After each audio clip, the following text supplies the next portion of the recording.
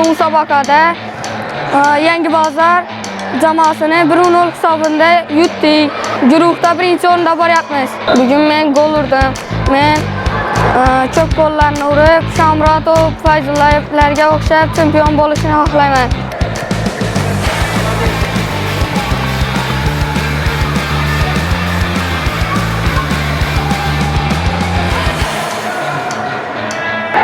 Men Xorazm viloyati futbol maktabi seleksion o'quvchiman.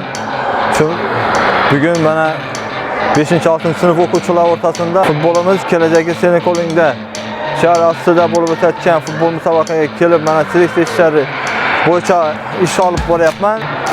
Xiva tumanidan, Urganch tumani 21-maktabdan seleksiya ishlarini olib bordik. Maqsadimiz ushbu musobaqada iqtidorli bolalarni tanlab, futbol maktabi, futbol akademiyaga yo'naltirish.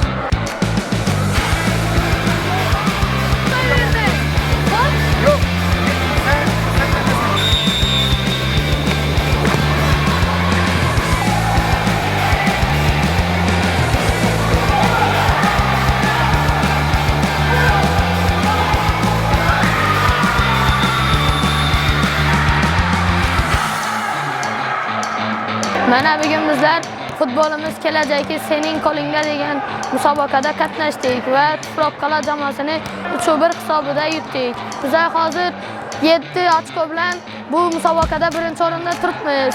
Maqsadimiz bizani Urganch shahar 21-sonli maktabni ushbu musobaqada chempion bo'lish. Mana shunday musobaqalar ko'p bo'laversin.